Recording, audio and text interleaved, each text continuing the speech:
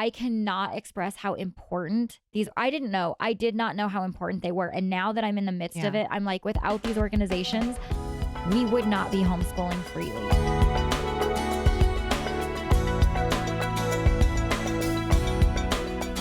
We had one last question, and I want to tackle this one really, really fast. We could do it in 20 seconds. We can do it in 20 seconds. And I'm going to let Abby just jump on this one really quickly because I think it's an important question. And I love that this is actually in regards to Schoolhouse Rocked, the documentary.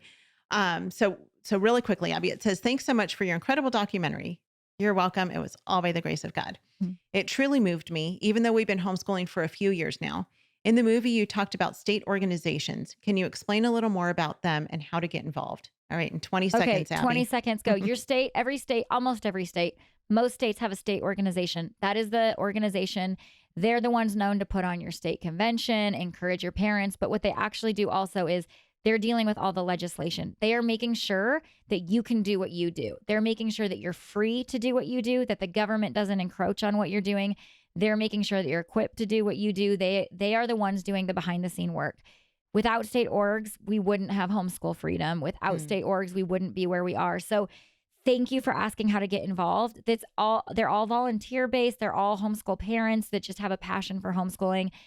What you do is you need to find your state org, and don't you have links to that on your website? Yeah, homeschoolfreedom.com. Okay. But I think we do have a link. I think you guys have a link to that. But if you go to homeschoolfreedom.com, it will send you to your state org. All you have to do is reach out to those people and say, how can we support you? What can we do?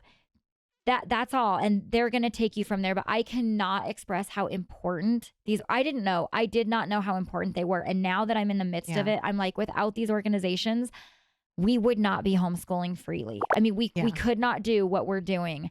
And so it's so unbelievably important. So go find your homeschool organization, reach out to them and get involved. Yeah.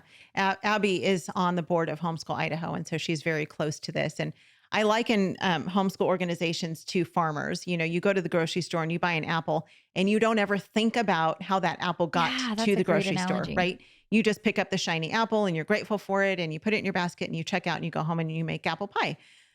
But nobody thinks so much about the farmer. Right. All the while, there's a farmer who's taking good care of his crops and who's growing those healthy apple trees so that you can have apples. Yeah. But no one really thinks about that farmer. Right. But if there was no farmer, there'd be no apple. There'd be no apples. And that's exactly how homeschool organizations are, state organizations are. They are the farmers of the homeschool world who are working behind the scenes tirelessly to keep our freedoms alive. So again, go to homeschoolfreedom.com. You can find out more about them and find your state organization if you have one. Most, like Abby said, most states have a state homeschool organizations. Homeschool Insights is sponsored by CTC Math. If you're looking for a great online math program, visit ctcmath.com and try it for free. For more great homeschool inspiration and resources, listen to the Schoolhouse Rocked podcast every Monday, Wednesday, and Thursday.